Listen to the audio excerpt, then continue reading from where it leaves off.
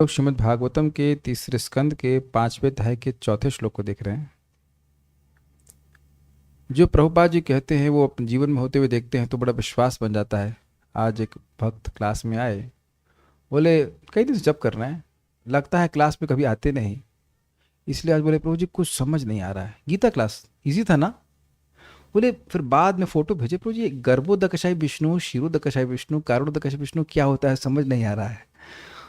तो हमने कहा अच्छा लगता है पहली बार आ रहे हैं क्लास में। मतलब 3 साल से हम कई बार पढ़ा चुके हैं गर्भोदकशाय विष्णु, कारुणोदकशाय विष्णु, क्षीरोदकशाय विष्णु।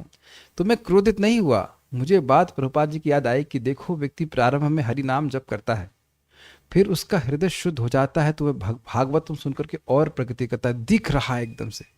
फिर उन्होंने केवल यही नहीं कहा प्रभु जी कोई ग्रुप भी है जिसमें नोट्स मिल सकते हैं, मतलब गीता चर्चा यथारूप या भागवत अध्यापन का कोई ज्ञान नहीं, जबकि लिंक दिया हुआ हूं मैं। जब में आप ये देखिए कि किस प्रकार से लोग बाग अनकॉन्शियस हैं, तो गुस्सा करके मिलेगा ही क्या। आपको लग रहा है कि सब लोग सुन रहे हैं, सब लोग पहले बात तो सुन नहीं रहे हैं, नहीं तो ऑलमोस्ट अब 3 साल हो गए भागवत में पढ़ाते हुए, गीता पढ़ाते हुए। तो अब कई बार फोटो दिखा दिखा के समझाया गया कि 3 प्रकार के विष्णु होते हैं, विष्णु तू त्रीणी रूपाणी इत्यादि इत्यादि। लेकिन उसको नहीं जान पाने का कारण है कि भाई शुरुआत में जानने की इच्छा ही नहीं है। जब भूख ही नहीं है तो खाना कितना भी अच्छा बनाओ, कैसा बनाओ, क्या पता नहीं क्या बना है, हमें क्या फर्क पड़ता, अब जानते ही नहीं। तो दिस शोज वेरी क्लियरली कि कैसे भगवान का नाम व्यक्ति के हृदय को शुद्ध करता है। जब शुद्ध होगा तो उसके अंदर से भगवान प्रेरित करेंगे। भाई जरा देखो उसमें क्या लिखा है गीता में, भागवत में, ऐसे करके साइलेंट कर दीजिए। किसी का फोन बज रहा है लगातार, थोड़ा सा प्रयास कीजिएगा। अच्छा लगा हमको एक एक्सपेरिमेंट, मतलब साक्षात होते हुए जो चीज़ प्रपात कह रहे हैं। तो अब हम लोग 3.5.3 में क्या सुने तो देखिए। देखिए ये बहुत आसान बात नहीं है कि हम यहाँ बैठ के भागवतम पढ़ रहे हैं। हमका मतलब कहीं पे भी कोई किताबें नहीं खुलती, एक भी दिन हम भगवान का नाम जप कर पा रहे हैं, एक बार भी नाम बोल पा रहे हैं, ये भगवान की कृपा है। यद्यपि हम बहुत सारे दोषों से युक्त हैं फिर भी। तो ये बहुत सुंदर श्लोक है। थर्ड में इन्होंने बोला था कि देखिए भक्तों का, भगवान श्री कृष्ण के भक्तों का तो जीवन ही दूसरों का उद्धार करने के लिए है। कैसे लोगों का? जनस्य कृष्णाद विमुखस्य देवात अधर्मशीलस्य सुदुखितस्य अनुग्रहाये चरन्ति नूनम भूतानि भव्यानि जनार्दनस्य।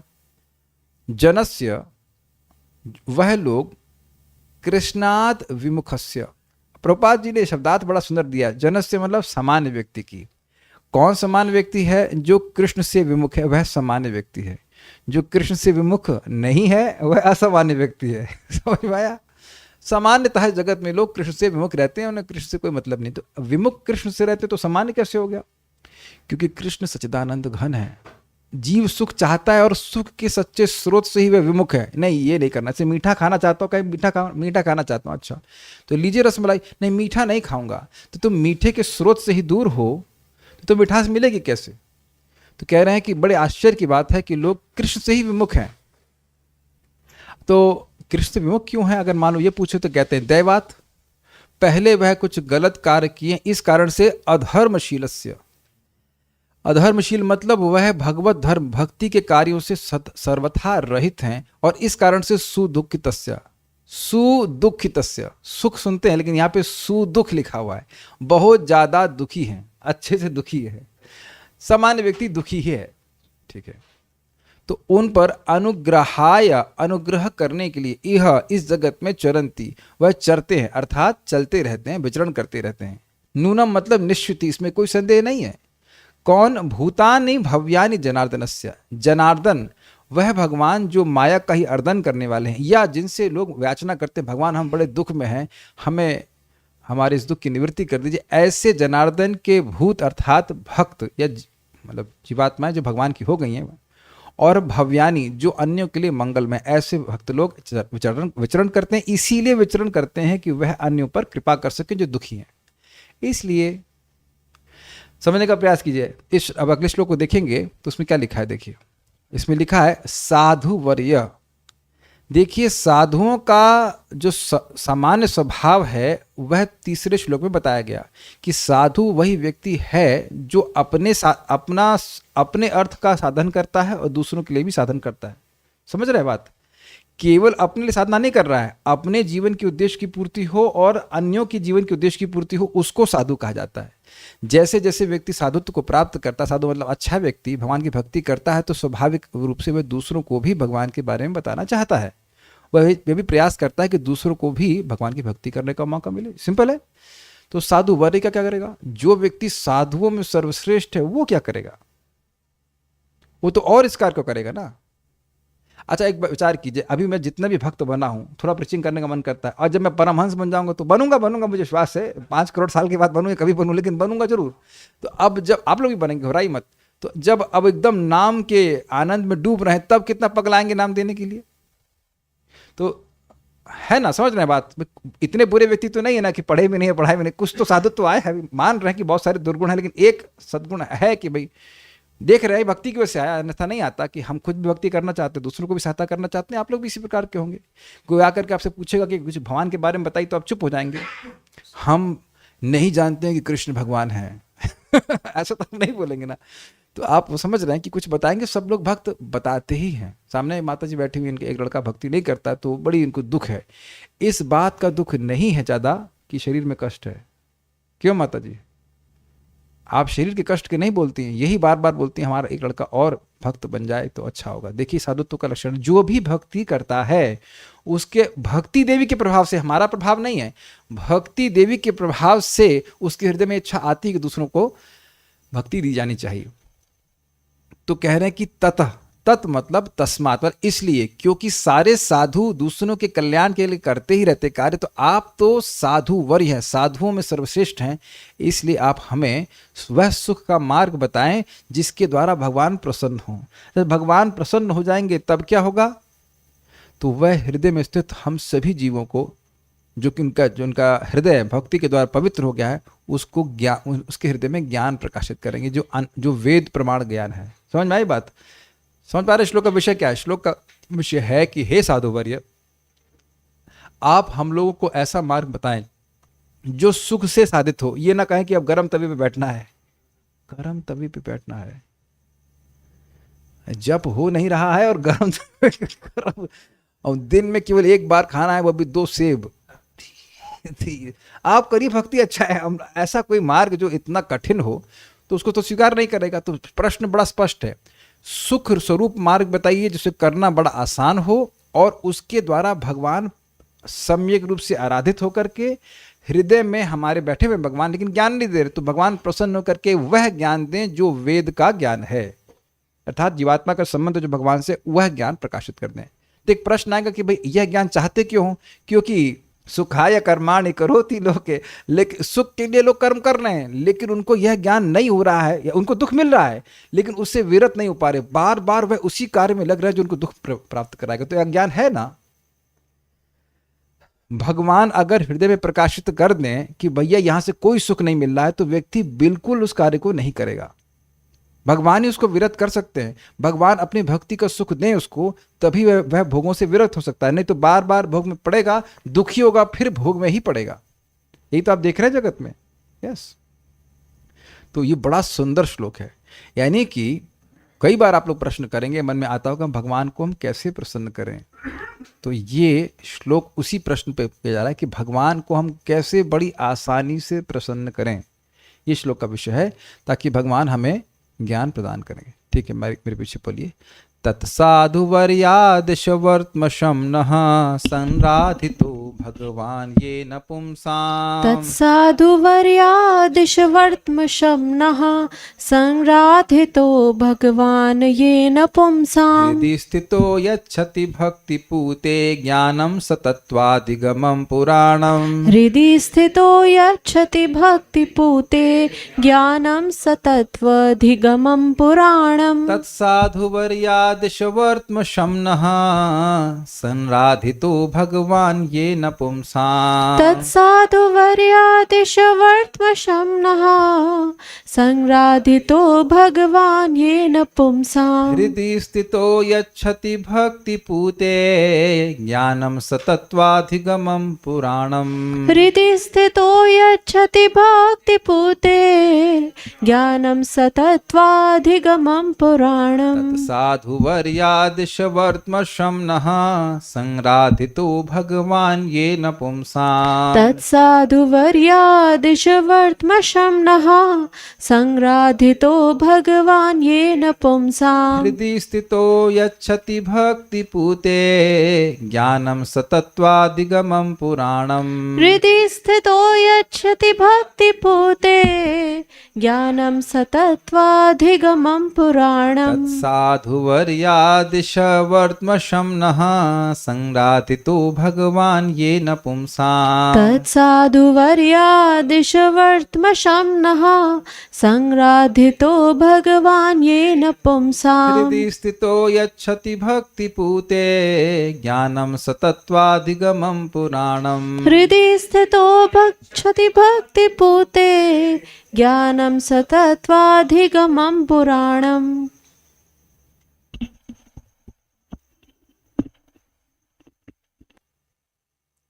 इसलिए हे महर्षि, महर्षि मतलब कौन से महर्षि?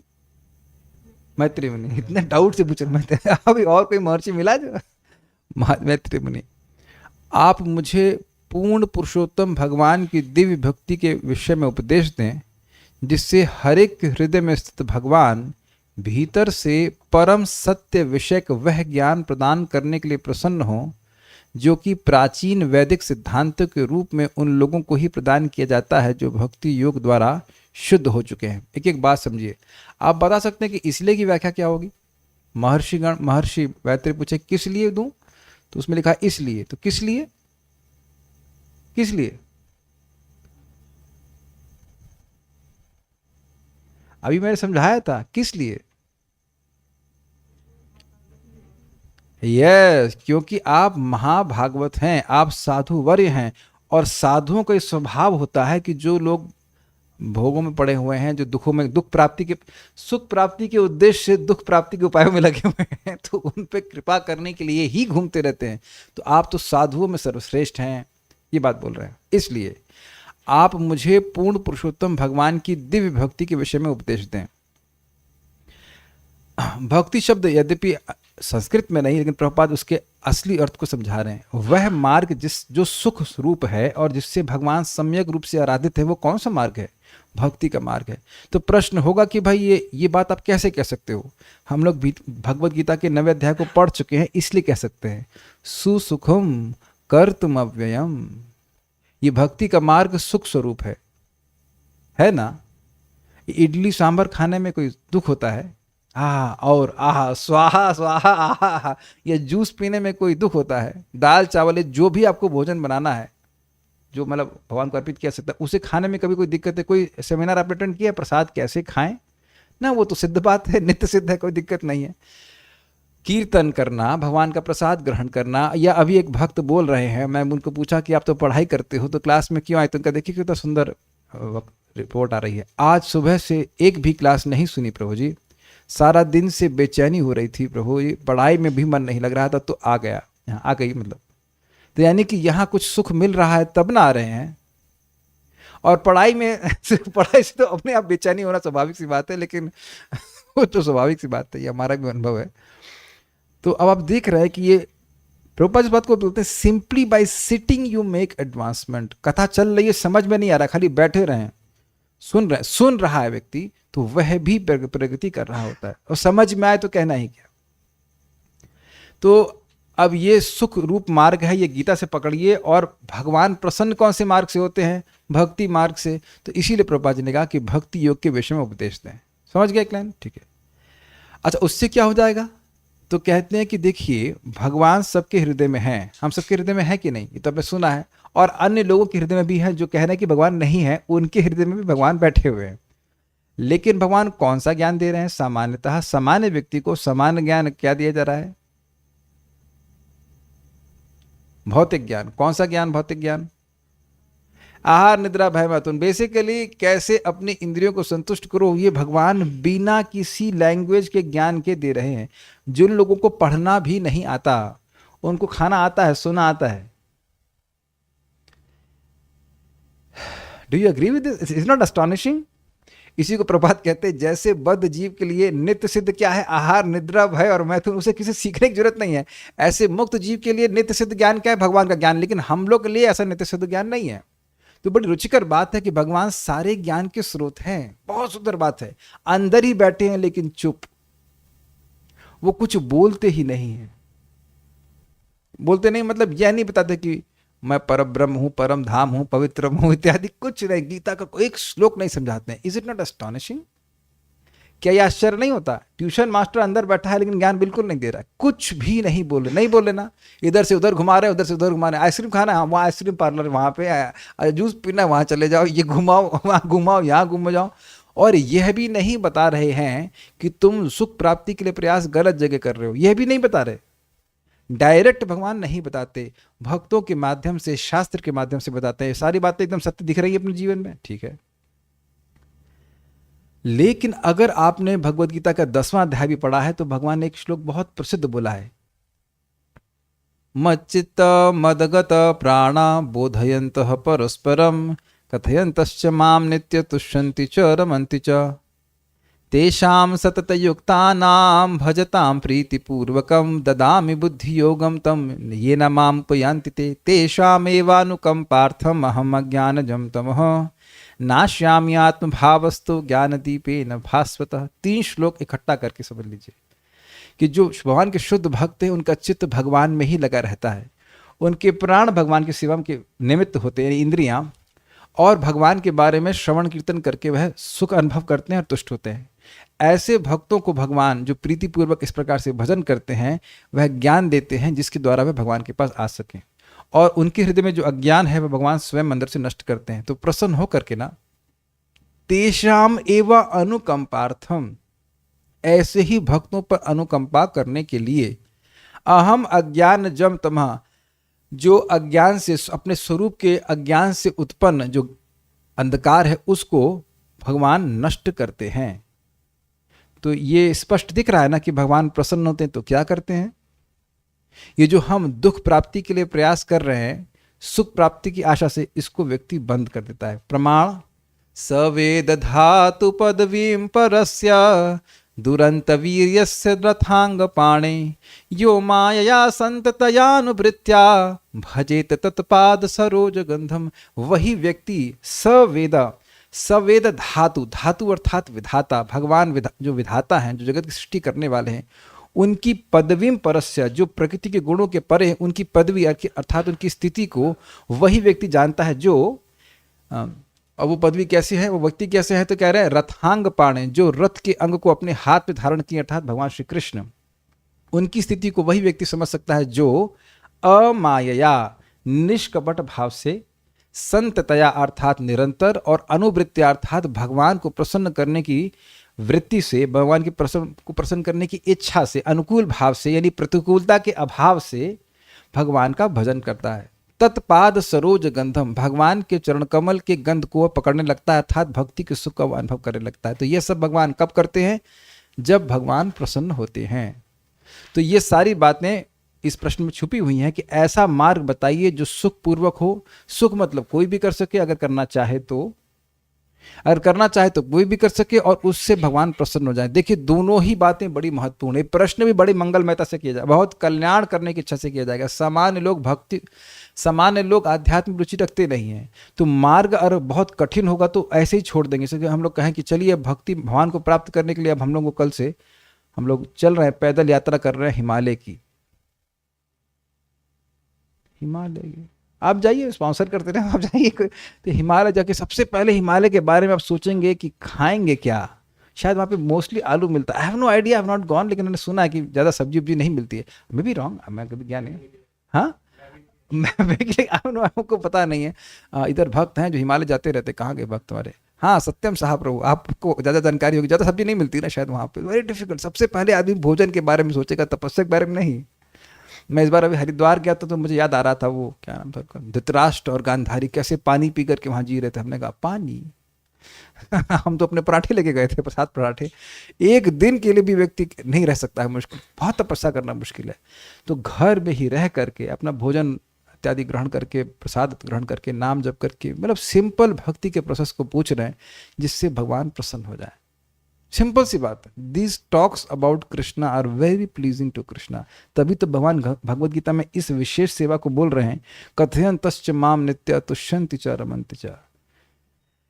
प्रथम स्कंद के 3 अध्याय में बोला गया था जो भगवत संबंधी प्रश्न हैं वही भगवान के प्रति प्रेम जागृत करते हैं। कि कैच किया आपने बात? जिसके बारे में प्रश्न कर रहे हैं, जिसके बारे में जिज्ञासा कर रहे हैं, उसी पे ध्यान करेंगे। ध्यान तो प्रेम का लक्षण है कि नहीं? तो ये सारा प्रश्न वो कर रहे हैं कि ऐसा मार्ग बताइए जो करने में आसान हो और उससे भगवान प्रसन्न हो जाए। भगवान मतलब कौन? षड ऐश्वर्य पूर्ण भगवान, जो सारे ब्रह्मांडों के नायक है, वह भी एक सामान्य से व्यक्ति से प्रसन्न हो जाए। तो प्रश्न तो बहुत अच्छा किया गया है। जब भी आप इस प्रकार से कुत्तों को भौंकता हुआ देखें, जैसे बाहर भौंक रहे हैं, तो विचार कीजिए कि कितना बड़ा भाग्य है कि हम लोग को भौंकना नहीं पड़ रहा है। हमारे पास सामर्थ्य है कि हम भागवतम को बोल सकते हैं, सुन सकते हैं। आसान बात नहीं है। प्रभुपाद जी अभी मैं सुन रहा था, कह रहे देखिए इनके पास भी सो-कॉल्ड 2 हाथ है, लेकिन ये भोजन उगा नहीं सकते। कोई जानवर भोजन नहीं उगा सकता है, मनुष्य ही उगा सकता है। मनुष्य भागवत चर्चा कर सकता है। वो धर्म, ये सुविधा क्यों दी गई है? ताकि हम लोग शांति से कंफर्टेबल जीवन जी करके भगवान की भक्ति में अपना समय निकाल सकें। It's very important. चलिए, तो मतलब इसलिए की व्याख्या मैंने कर दी। आप इसलिए हे साधुवर्य, हे संतों में सर्वश्रेष्ठ, संतों का स्वभाव ही लोगों पर दया करना है। आप सर्वश्रेष्ठ संत हैं, इसलिए न हमको शम का मतलब है शुभ और शम का अर्थ और भी लिया गया है सुख। भक्ता नाम शम अभिप्सितः, भगवान हमेशा ही अपने भक्तों को आनंद देना चाहते हैं। तो शम वर्तमा, आपने शब्द सुना है वर्तमा प्रदर्शक गुरु, सुना होगा। तो वर्तमा प्रदर्शक गुरु का मतलब होता है मार्ग का प्रदर्शन करने वाला। वर्तमा का मतलब होता है मार्ग। जैसे मान लीजिए कोई व्यक्ति आपको बोले आप लोग इस्कॉन क्यों नहीं जाते हैं, इस्कॉन के लोग बहुत अच्छे हैं। हो सकता है वो बहुत अच्छा ना हो, वो बहुत जानने वाला ना हो, लेकिन इस्कॉन में भक्ति के बारे में बताया जाता है, आप इस्कॉन जाइए, तो वह आपका वर्तमा प्रदर्शक गुरु हो गया। हाँ, उसी को पथ प्रदर्शक कहते हैं।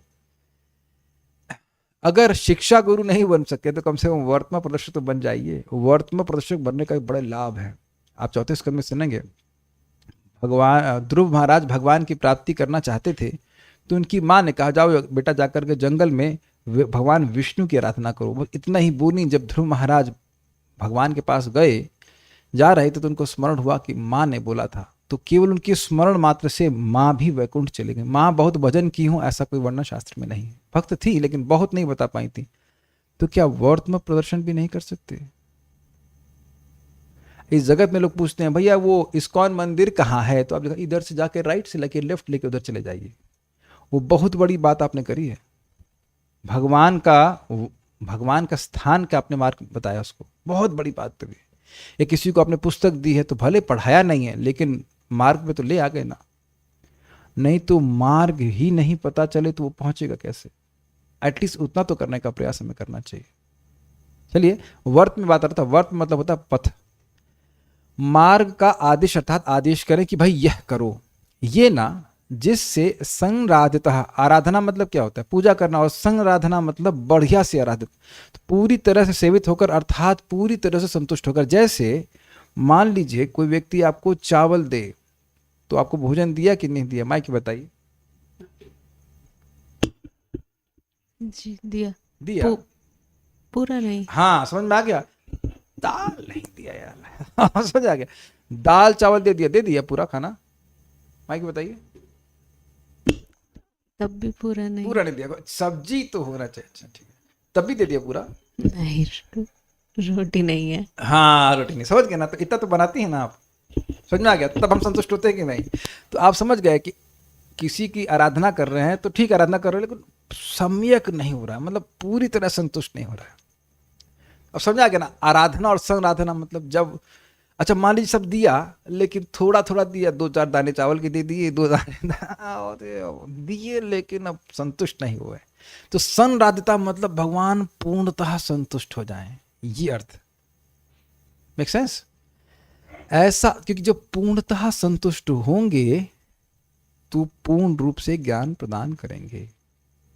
और ये जो फॉर्मूले है ना, ये कई बार भागवत में बताया गया कि भगवान पूर्णतः संतुष्ट कैसे हो जाते हैं, पूर्णतः संतुष्ट कैसे हो जाते हैं, क्योंकि भगवान को संतुष्ट करना ही जीवन का लक्ष्य है। समसिद्धिम हरितोषणम। तो फिर प्रश्न हो जा रहा है कि कैसे भगवान सम्यक रूप से आराधित होकर के, ये ना संराधित तो भगवान, जिसके द्वारा पूरी तरह सेवित होकर भगवान पुमसाम, पुमसाम मतलब जीव के, जो भी इंसान है, मनुष्य है, भक्ति पूते। पूत शब्द आपने गीता में कहीं सुना है? वाह, वेरी गुड। आपको कुछ अच्छा लगता हो तो हम बना के दें आपसे तो आप खुद बना लेते होंगे, फिर भी पूता मदभाव मागता, वेरी नाइस। बहवो ज्ञान तपसा पूता मद भाव मागता। बहुत सारे लोग, भगवान कहते हैं, इस भगवत ज्ञान के द्वारा पूत अर्थात पवित्र होकर के मेरे पास आए। तो भक्ति पूते का क्या अर्थ हुआ? जीवों का भक्ति के द्वारा शुद्ध हृदय, हृदय शब्द अगला है देखिए, हृदय यानी हृदय में स्थित होकर सतत्वादिगमम, तत्व के साथ अधिगमम अर्थात आत्मानुभूति सहित, यानी कि ब्रह्म परमात्मा और भगवान की अनुभूति सहित पुराणम ज्ञानम यच्छति। अनादि की स्पेलिंग थोड़ी मिस्टेक है, इसमें द में छोटा ई लगना चाहिए था। अनादि वेद प्रमाणक, वह ज्ञान जो आज का नहीं है, वह अनादि ज्ञान है। अनादि काल से जीवों को, जीव भगवान से विमुख है, और जैसे जैसे जीव भगवान की भक्ति करता है तो उसे या तो ब्रह्म, डिपेंड करता है उसकी इच्छा क्या है, ब्रह्म परमात्मा यह भगवान का साक्षात्कार होता है। तो ये जो ज्ञान है वह अनादि काल से भगवान देते आए हैं उन लोगों को जिनका हृदय भगवान की भक्ति से शुद्ध हुआ है। उस ऐसे ज्ञान को यच्छति अर्थात भगवान प्रदान करें। समझ में आई लाइन? पुंसाम भक्ति पूते हृदय स्थितः, जिन भक्तों का या जिन मनुष्यों का हृदय यानी कि चित्त भक्ति के द्वारा पवित्र हुआ है, उसमें भगवान यह ज्ञान प्रदान करते हैं। मेरी बात को समझ में आ रही है? देखिए, अनादिकाल से बहुत से जीव, हम सभी जीव भगवान से बहिर्मुख हैं, भगवान के बारे में नहीं जानते हैं। तो जब हम भक्ति करते हैं तो हमारा हृदय शुद्ध होता है। तो स्वच्छ जो हृदय पवित्र होता है, तो चित्त की क्या गुण होते हैं? एक होता है स्वच्छत्वम।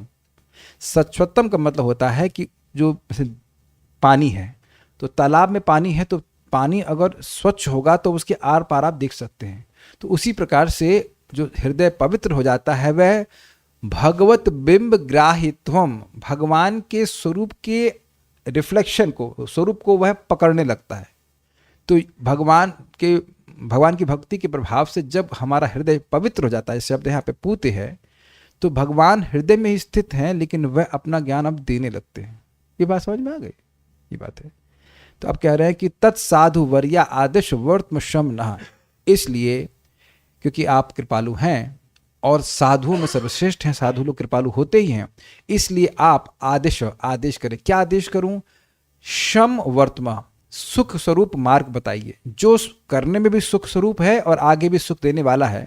किसको बताऊं? तो कहते हैं न, हम सबको बताइए, मतलब मुझको बताइए और हमारे द्वारा हम सबको बताइए। अपने आप को नम्र अवस्था में रखना है कि मैं भी वैसा ही व्यक्ति हूं जो सुख प्राप्ति के लिए दुख का ही साधन कर रहा है, जबकि वैसे है नहीं। उससे क्या हो जाएगा? तो कहते हैं संराधितो भगवान ये नपुंसाम, जिसके द्वारा भगवान मनुष्यों के द्वारा सम्यक रूप से आराधित होकर हृदय में स्थित होते हुए यच्छति प्रदान करते हैं। क्या प्रदान करते हैं? भक्ति पूते, भक्ति के द्वारा जो पवित्र हृदय है उसमें ज्ञान को प्रदान करते हैं। वह ज्ञान कैसा है? तो कहते हैं सतत्वादिगमम पुराणम। वह ज्ञान का विशेषण 2 प्रकार से है, जो आत्मा की अनुभूति से युक्त ज्ञान है अर्थात ब्रह्म परमात्मा भगवान की अनुभूति, और पुराणम अर्थात अनादिकाल से सिद्ध ज्ञान है। नित्य सिद्ध कृष्ण प्रेम साध को बुनोय, श्रवण आदि शुद्ध चित्त कोरिबे उदय। भगवान के प्रति प्रेम सभी के जीवों के हृदय में नित्य रूप से सिद्ध है, लेकिन ढका है अनादिकाल से। तो भगवान उसको, उस ढकावट को या जो अनर्थ है उसको हटा देते हैं और वो ज्ञान भगवान प्रकाशित कर देते हैं। ये बात है। तो हम सभी के लाभ के लिए ये प्रश्न किया गया है। देखिए, कुछ भक्त लोग नए भी हो सकते हैं, और मैं जानता हूं कि सारी बात नहीं समझ में आ रही होगी, लेकिन कम से कम ये जिज्ञासा तो बन रही है, ये पॉइंट समझ में नहीं आया। तो जब ये बात समझ में आएगी कि भाई ये नहीं समझ में आ रहा है, तो भी बहुत बड़ी प्रगति है। समझ में आया? जो लोवेस्ट लेवल है वो ये है कि यह भी नहीं समझ में आ रहा है कि क्या समझ में नहीं आ रहा है। मुझे केमिस्ट्री क्लास में ऐसा होता था, मुझे बिल्कुल अच्छा लगता था कि अगर आप उनको पसंद हो तो आप अपराध नहीं लेना, लेकिन केमिस्ट्री हमको बिल्कुल पसंद आई थी, उसी में फेल भी हुआ था मैंने। ये सबसे इजी था, वो पढ़ने का मतलब संकल्प ही नहीं होता था, मन लगता ही नहीं था, क्लास बंक पे बंक। अब जब क्लास नहीं पढ़ेंगे तो ब्रह्मा है जो अपने आप ज्ञान प्राप्त हो जाएगा। तो कभी कभी ऐसा हो सकता है या होगा ही कि शुरुआत में समझ में नहीं आएगा, लेकिन बातें बार बार रिपीट होंगी और आप जो सुन रहे हैं उससे चित्त शुद्ध होता है, तो भगवान धीरे धीरे समझाएंगे। भगवान समझाएंगे, मैं नहीं समझा रहा हूँ, मैं तो प्रयास कर सकता हूँ, लेकिन हमको अच्छा लगा वक्त। मुझे लगा था कि फिर नहीं आएंगे, फिर आगे भी दिख गए, जो गर्भोदक चाहे विष्णु, क्षीरोदक चाहे विष्णु, कारणोदक चाहे विष्णु, बारे में नहीं जानते हैं, लेकिन कम से कम कान में, महाराज बोलते कान में टिक रहा है ना। कान में टिका तो सही कि भाई क्या नहीं समझ में आ रहा है। यह भी बहुत बड़ी प्रगति है कि अगर व्यक्ति ये समझ जाए कि हमको यह समझ में नहीं आ रहा, क्योंकि उसके बाद आप जिज्ञासा करो कि भाई ये समझ में नहीं आया, ये कहाँ दिया गया है, क्या ये बात समझ में आ रही है ना। मान लो कोई टॉपिक नहीं समझ में आया, एक शब्द नहीं समझ में, इसका क्या मतलब है, तो कम से कम यह तो समझ में आया कि ये समझ में नहीं आया, तो फिर आप सोचेंगे कि हाँ भाई ये करना चाहिए, ऐसे करना चाहिए। श्रीधरी, अतएव हे साधु शिरोमणे, साधुवर की व्याख्या हो रही है कि कौन साधु शिरोमणि है? मैत्री मुनि। आप हमें उस सुखमय मार्ग का उपदेश दें जिस मार्ग को अपनाकर श्री हरि की आराधना करने पर श्री भगवान प्रसन्न होकर भक्ति की भावना से पवित्र बने हुए उसके हृदय में स्थित हो जाते हैं और ऐसा अनादि वेद प्रमाणक ज्ञान प्रदान करते हैं। ये शब्द समझ में नहीं आया होगा। वेद प्रमाणक ज्ञान मतलब वह ज्ञान जिसका प्रमाण कौन है? वेद है। जैसे अब अगर कहा जाए कि भाई जीवात्मा क्या है, जीवात्मा का स्वरूप क्या है, आप क्या बताएंगे? भगवान श्री कृष्ण का दास, उसमें कुछ मिसिंग है? नित्य दास, यानी कि मुक्त हो गया तो वो भगवान बन जाएगा। तो भगवान श्री कृष्ण का नित्य दास है, ये वेद का, ये प्रमाण क्या है? वेद प्रमाण है। क्या जैसे भगवदगीता, गीता का, उपनिषद का, सारे उपनिषदों का सार है, तो क्या कहती है? ममे वांशो जीवलोके जीवभूतः सनातनः। तो ये सनातन सत्य है कि सारे जीव भगवान के ही अंश हैं, भगवान नहीं है। ठीक है, तो ये क्या प्रमाण है कि आप भगवान के अंश हो? तो वेद प्रमाण है। तो अब इसकी अनुभूति प्रारंभ में ना हो, लेकिन जब इसका रियलाइजेशन होगा तो वह किसके आधार पे है? वेद के प्रमाण के आधार पे। इसलिए कह रहे अनादि वेद प्रमाणक ज्ञान को प्रदान करते हैं। भगवान के प्रति जो प्रेम है जीवात्मा को कब से है? अनादिकाल से है। तो ऐसा तो नहीं कि कोई चीज दी जाएगी बाहर से, वो अंदर ही है, छुपी हुई है। तो भगवान उस वेद प्रमाणक ज्ञान को, यह ज्ञान जिसका प्रमाण वेद है, वेद कहता है कि सभी जीव भगवान के प्रेमी हैं। क्या प्रमाण है? फिर भागवतम में ब्रह्मा जी से हम सुन चुके हैं कि वह 3 बार वेद पढ़ चुके हैं।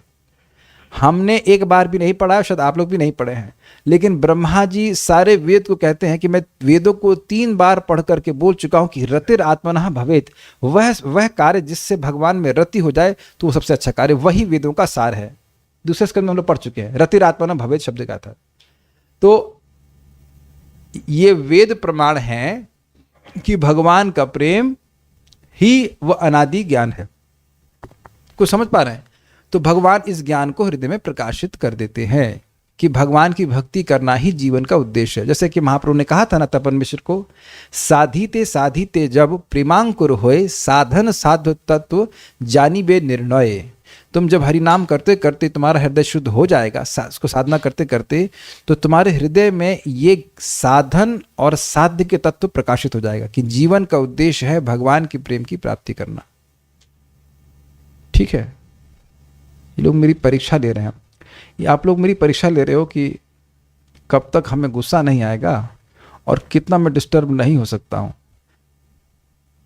ये है। ऐसे मैं गया था आज मार्केट में, तो वहाँ पे लोग, एक व्यक्ति साइकिल लेके लगा दिया, हटा ही नहीं रहा, तब भी मैंने कहा ये मेरी परीक्षा ले रहा है कि मुझे कब तक क्रोध नहीं आएगा। अविकारित्वम है ना, और मैं कितना फोकस कर पाऊंगा। एक दिन मैं आपकी क्लास में आऊँगा सीता, और फिर आपको क्लास में डिस्टर्ब करूँगा। वैसे शायद पढ़ती तो होगी नहीं क्लास में ना, ऐसे ही क्लास में पढ़ते हैं। आपकी माता जी बड़ी अच्छी स्टूडेंट हैं, तो हम ये तो नहीं चाहते कि वो ना आए, लेकिन आप बहुत डिस्टर्ब कर रहे हैं और अन्य भक्त को भी डिस्टर्ब कर रहे हैं। This is very great disservice, this is offence actually. बच्चों से ऑफेंस तो हो ही सकता है। बिल्कुल देखिए बात भूल जाते हैं। क्या बात कर रहा था मैं? अनादि वेद प्रमाणक ज्ञान। तो समझ में आया अनादि वेद प्रमाणक ज्ञान क्या होता है? प्रभुपाद भी डिस्टर्ब होते हैं। आज प्रभुपाद के लेक्चर में सुन रहा था, क्या ये बच्चे शांत बैठ सकते हैं? Can this kids be kept quite? Anyways, ठीक, चलिए। अच्छा भाई, हम आगे नहीं बढ़ेंगे और आज हमें 8 बजे तक नहीं समाप्त करना है ये। चलिए माइक कैसे बताओ, आपको समझ में आया अनादि वेद प्रमाणक ज्ञान? नहीं समझ में आया तो सब हाँ आके बोल रहे हैं, क्लास पार कर नहीं। आपको समझ में आया? माइक दीजिए इनको, कॉर्डलेस भी रखूंगा मैं। भाई एक व्यक्ति को तो समझ में आना चाहिए कि अनादि वेद प्रमाणक ज्ञान क्या है। वेद ही उसका प्रमाण है। ठीक है, और अनादि मतलब अनादि इसकी कोई का आदि शुरुआत शुरुआत नहीं है। नहीं। तो बेसिकली ज्ञान का मतलब क्या? देखिए, ज्ञान का मतलब जिससे गे वस्तु को जाना जाए वो ज्ञान है। तो ज्ञान है भक्ति। ये हमने 9वें अध्याय भगवद गीता में पढ़ा था। भगवान भक्ति के द्वारा जाने जाते हैं। गे वस्तु कौन है? भगवान है। भगवान को जाना जाना चाहिए।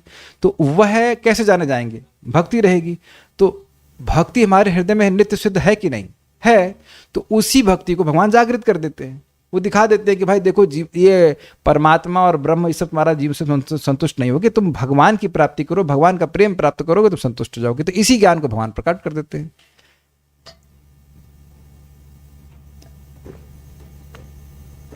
देखिए हम लोग सुन रहे हैं, सुनते ही हैं कि भगवान का नाम भगवान से अभिन्न है ना। कब से ऐसा हो रहा है? ये तो हमेशा से हो रहा है ना, आदिकाल से। अच्छा, कब तक भगवान अपने नाम से अभिन्न रहेंगे? हमेशा रहेंगे। लेकिन इसका रियलाइजेशन हम लोग को नहीं है अभी। तो भगवान इस ज्ञान को प्रकाशित कर देते हैं। अच्छा, ये हर वस्तु भगवान है उस अर्थ में कि हर वस्तु भगवान की शक्ति है। तो भगवान इस ज्ञान को प्रकाशित करते हैं। अच्छा, कब से भगवान की शक्ति है? अनादिकाल से। तो अब भगवान इस ज्ञान को हृदय में प्रकाशित कर देते हैं कि भाई देखो, तुम भोग किसको रहे हो? तो भोगने की बुद्धि तुम्हारी है ही कैसे? सब कुछ तो मैं ही हूं, इन द सेंस कि सब कुछ मेरी शक्ति है। आप प्रभुपाद जी का वो वीडियो सुने उसमें प्रभुपाद शरीर छोड़ते समय लास्ट में बोल रहे हैं, to realise that everything animate और inanimate is Krishna is called Krishna consciousness. स्थावर जंगम देखे न देखे तार मूर्ति, सर्वत्र होए तार इष्ट देव स्फूर्ति। हर जगह वो देख रहा है, उस वस्तु को नहीं देखता, वह उसे भगवान की शक्ति के रूप में देखता है। शक्ति परिणामवाद समझते हैं ना बात को? जैसे एग्जाम्पल दिया गया कि चप्पल देख रहा है व्यक्ति की, तो उस व्यक्ति का स्मरण हो रहा है। वो चप्पल व्यक्ति नहीं है, लेकिन वो चप्पल उस व्यक्ति से भिन्न भी नहीं है। तो मैं खाली ये बातें बोल रहा हूँ कि सारी बातें, इन सब बातों का प्रमाण क्या है? वेद प्रमाण है। अगर आप लोग को याद हो तो नारद जी ने ब्रह्मा जी से कुछ प्रश्न किए थे, और ब्रह्मा जी वहां पर दूसरे स्कंद में वो वर्णन दे रहे हैं, आंसर्स बाय साइटिंग द पुरुष सूक्त प्रेयर्स। पुरुष सूक्त जो वेद की प्रेयर्स हैं भगवान के प्रति, उनको उदाहरण दे करके नारद जी के वह प्रश्नों का उत्तर देते हैं। बहुत कॉम्प्लेक्स चीज़ें थी वहाँ पे, हमने पढ़ा था भगवान का विस्तार क्या है, रूप क्या है, सब बातें वहाँ पे वर्णन हुई थी। तो वेद इस ज्ञान को दे रहे हैं कि भगवान श्री कृष्ण ही भगवान हैं, उनकी भक्ति करना ही परम अभिधेय अर्थात साधन है। तो ये सारा ज्ञान भगवान प्रकाशित कर देते हैं। ठीक है, अब इससे अधिक तो मैं नहीं समझा पाऊंगा, आप इतना ही समझा सकता हूं, जिससे कि मनुष्यों को अपने स्वरूप का ठीक ठीक ज्ञान हो जाता है, सारार्थ दर्शनी। कृपया हमें अर्थात विदुर जी सहित समस्त लोक को, यहाँ पे नह शब्द है, नह मतलब होता है हमको। तो वहां और कौन था? तो और कोई था नहीं। तो मह्यम कहना चाहिए, मुझको बोलना चाहिए, लेकिन कह रहे हैं नह, या माम कहते हैं हम, मतलब मुझको दीजिए, लेकिन कह रहे हैं हम सबको दीजिए। अर्थात विदुर जी जितने भी जगत में लोग हैं उनको अपने समूह में लेकर के बोल रहे हैं। ठीक है। शम अर्थात सुख रूप भजन मार्ग का वर्णन करें। यहां तत्व से तात्पर्य प्रसिद्ध वदंती तत्त्वविदस् तत्वम श्लोक में उक्त ज्ञान से है। ये श्लोक 1.2.11 में है। इसका इस प्रकार चलता है, वदंती तत्त्वविदस् तत्वम यज्ञानमद्वयम् ब्रह्मेति परमात्मेति भगवानिति शब्दते। उस तत्व को, उस सत्य को जो तत्वविद हैं, जो तत्व को जानने वाले हैं, वो तीन प्रकार से कहते हैं, ब्रह्म, परमात्मा और भगवान। तो उस ज्ञान को आप दें, वो मतलब भगवान उस ज्ञान को प्रदान कर देंगे। वो बताइए, श्री भगवान ज्ञान प्रदान करते हैं जिसके द्वारा ब्रह्म, परमात्मा तथा भगवान के स्वरूप को अधिगमम अर्थात समझा जा सकता है। ब्रह्म क्या है, परमात्मा क्या है और भगवान क्या है, वह भगवान प्रकाशित करते हैं जो वो आराधित होते हैं। तत्श्रद्धानां मुनयो ज्ञान वैराग्य युक्तया पश्यन्त्यात्मनि चात्मानं भक्त्या श्रुतग्रहीतया।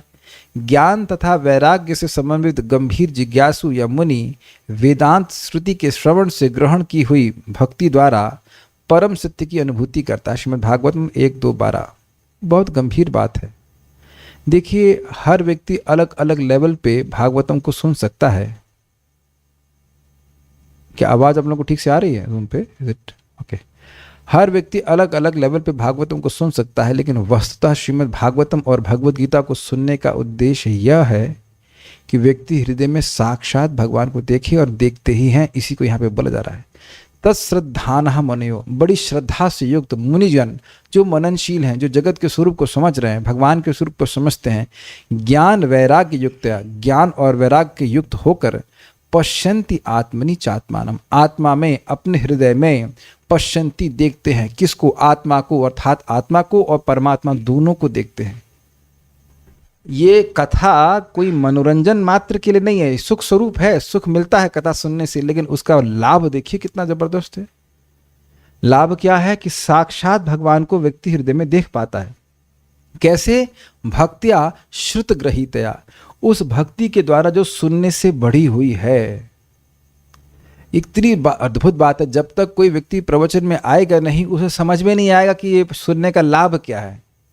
जैसे जैसे हम भगवान के बारे में भक्तों की संगत में आकर सुनते रहते हैं, तो उससे श्रद्धा आती है, उसी से श्रद्धा बढ़ती है, उससे क्रमशः भाव भक्ति की प्राप्ति होती है, उससे क्रमशः प्रेम भक्ति की प्राप्ति होती है, और इस प्रकार से व्यक्ति भगवान का दर्शन हृदय में कर पाता है। ये बहुत बड़ा भाग्य दिया जा रहा है। आपने सुना ही ना, जैसे ही व्यक्ति भागवत सुनने की इच्छा करता है, उसके हृदय में भगवान आ जाते हैं, क्योंकि उसी समय उसके हृदय में प्रेम जागृत होने लगता है। This not ordinary thing. ये भगवान हम लोगों को प्रेम देना चाहते हैं, इसलिए साधन दे रहे हैं। जैसे टेम्पो वाला टेम्पो में बैठने देता है ताकि अब चाहता है कि उस गंतव्य तक पहुंच जाए, नहीं तो बैठने ही नहीं देता। ये बहुत बड़ी प्रेरणा हम सब लोगों के लिए कि भाई कहें प्रभु जी हम तो बहुत माया में हैं, तो ठीक है, कोई बात नहीं, लेकिन जब हम साथ में आएंगे तो माया में नहीं रहेंगे। Is it okay?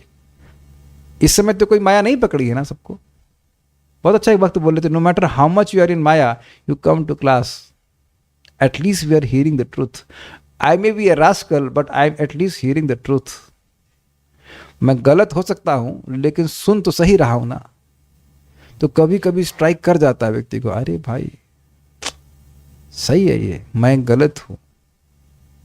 अनुभव करते होंगे ना ऐसा नहीं कि मैं सही हूं, मैंने ये कभी क्लेम नहीं किया, रिकॉर्डिंग बताना कि मैं कहीं बोल दूं कि मैं सही हूं, लेकिन मैं आप लोगों के साथ प्रभुपाद से, आचार्य से सुनता हूं कि सही क्या है। तो बार बार व्यक्ति सुनता रहता है, तो उसका प्रभाव होता है। इन लोगों की वाणी में बहुत शक्ति होती है, तो हम लोग धीरे धीरे सही होने ही लगते हैं। भक्ति बढ़ रही जितने जितना हम लोग पढ़ते हैं। आपके सामने श्लोक लिखा है, अपने मन से कुछ नहीं कह रहे हैं। इसी में जीव गोस्वामी जी बोलते हैं, इसका मतलब है कि जो भक्ति का पथ है वो सुनने पे बहुत निर्भर करता है। नहीं तो आप देखेंगे जैसे नहीं सुनेगा व्यक्ति, तुरंत उसके हृदय में संशय का निर्माण होने लगता है। ये स्वाभाविक है जगत में। एक भी दिन नहीं सुनेंगे तब आपको लगेगा नहीं कुछ हुआ, लेकिन तुरंत संशय का निर्माण होने लगता है, क्या मैं सही पद पे हूं? चलिए, तो ये कह रहे हैं कि इस प्रकार से जब व्यक्ति भगवान के बारे में सुनता है तो उसकी भक्ति बढ़ती है, और भगवान उससे अपनी अनुभूति है उसके हृदय में ही प्रदान करते हैं। ये बात बोल रहे हैं। आपको ये समझ में आया कि श्लोक कोट क्यों किया गया? पश्यन्ति आत्मनि चात्मानम, अपने हृदय में वह भगवान को देखता है। तो इससे स्पष्ट हो रहा है कि हृदय पवित्र हुआ श्रवण कीर्तन से, इसलिए देखता है। अग्रीड? और यही चीज श्लोक में बोला गया है कि भक्ति पूते हृदय स्थितः, भक्ति के द्वारा, इस श्रवण कीर्तन के द्वारा व्यक्ति जब उसका हृदय पवित्र होता है तब भगवान ज्ञान प्रदान करते हैं। या ऐसा समझ लीजिए कि जितना पवित्र हुआ है उतना ज्ञान प्रदान करते हैं। हाँ, उसी अनुपात में। ऐसा तो नहीं कि आपको कोई ज्ञान नहीं है, कुछ तो अनुभूति भगवान की है ही ना, तभी तो हम कथा सुनने के लिए आते हैं, हम जब करते हैं। अग्री? ये बात है, जितनी जितनी भक्ति बढ़ेगी उतना अनुभव होगा।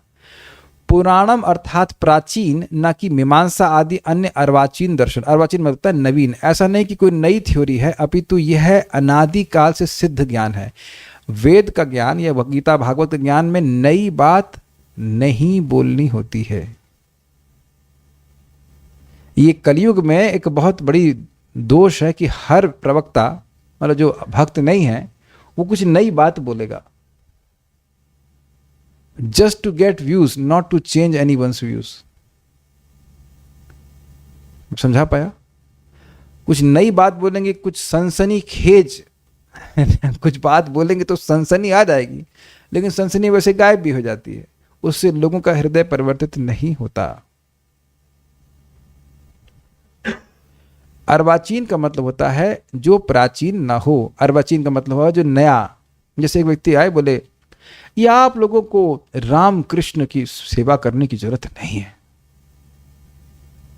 तो अब ये नए भगवान बनाएंगे। अमेजिंग है कि उनको, मतलब भगवान इतने पुराने हो गए, बोरिंग हो गए, कि अब नया भगवान हमको बनाएंगे। अच्छा, ये मैं बोल ही रहा हूं कि आप लोग उसको देख भी रहे हैं कि नए नए कंसेप्ट, नए नए। अच्छा, गुरु महाराज, हाँ बोलो, कृपा कहाँ छुपी है? वोडका की बोतल में छुपी है। तो पूछो कि ये ज्ञान कहाँ से निकल के आया? आप कौन से शास्त्र से ज्ञान दिया गया है? आप देखेंगे कि आप सभी लोगों में एक बहुत सुंदर गुण का निर्माण हो गया है। क्या? कि कोई नई बात आप स्वीकार नहीं करते। Do you agree with this? हाँ, ऑब्वियसली नई बात कुछ हो सकती है जो शास्त्र में ना पता हो, शास्त्र के अनुरूप हो तो ठीक है, लेकिन वो पहली बात के अनुरूप होनी चाहिए। ये आप सब देख रहे हैं। मैं अभी मान लो आज ही सुबह मैं जानबूझ के कुछ गलत बोला तो तुरंत बोले ना, नहीं, आई एम बस हैप्पी। मैं टेस्ट करता रहता हूँ कि मैं अगर कुछ गलत बोल दूंगा तो हाँ प्रभु जी सही बोल रहे हैं, प्रभु जी सेठ, प्रभु जी ब्रह्मा हो गए। ब्रह्मा जी को भी तेने, देखिए, तेने ब्रह्म हृदय आदि कवये मुह्यंति यत सूर्य। ब्रह्मा जी को भगवान, आदि कवि ब्रह्मा जी को भगवान ने वेद का ज्ञान प्रदान किया। कब किया? सृष्टि की शुरुआत में। यानी जो वेद का ज्ञान है वो क्या हो गया? शाश्वत। अग्रीड? जब सृष्टि की शुरुआत से ज्ञान दिया जा रहा है तो सृष्टि के पहले तो ज्ञान वगैरह कुछ ऐसे सृष्टि तो ज्ञान नहीं किया, तो भगवान तो शाश्वत है, सृष्टि के पहले भी है। तो जो अनादि ज्ञान है, मतलब शाश्वत ज्ञान है वेद का, वही ज्ञान उन्हें ब्रह्मा जी के में प्रकाशित कर दिया। तो क्या प्रकाशित किया था? याद आ रहा है आप लोगों को? भगवान के वैकुंठ धाम को देख पाए थे। याद आ रहा है आप लोगों को?